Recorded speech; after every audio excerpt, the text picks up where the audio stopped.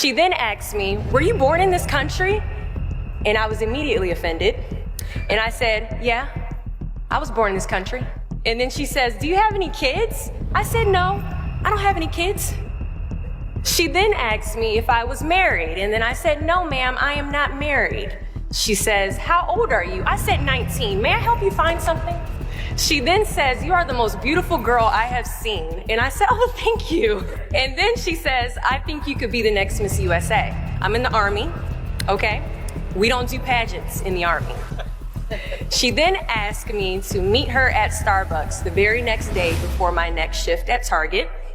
And apparently I was a pretty open-minded 19-year-old because I actually agreed to meet her the very next day. The next day she brought this foot-tall stack of pageant books and proceeds to convince me to enter into a state pageant. So 3 months later, I compete in my first pageant and I lose.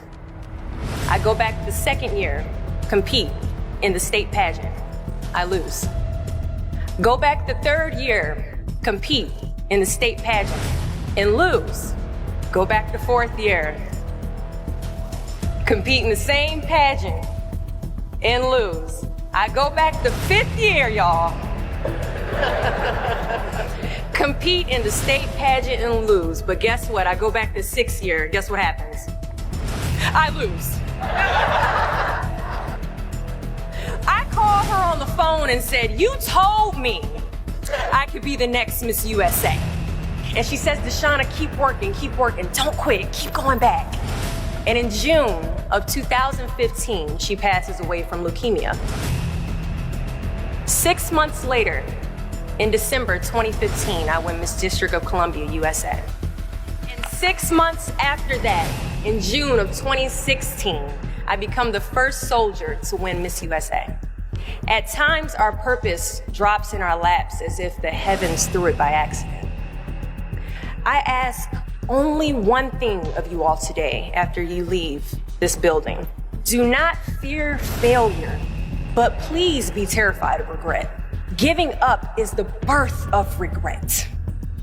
After you walk out this door, you will receive 100 doors shut, slam in your face. You will have 100 moments that will be filled with someone telling you no, or telling you, thank you for your application, but we regret to inform you that we've chosen a different candidate for this job. You will sit in 100 different interviews and you will not get the job.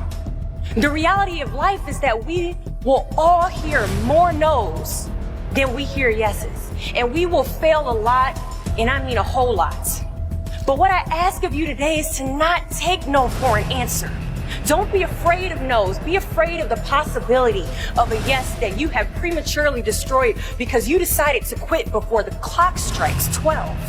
I love a good no. Please tell me no. Telling me no is like adding fuel to a fire that is now set ablaze because of your single no.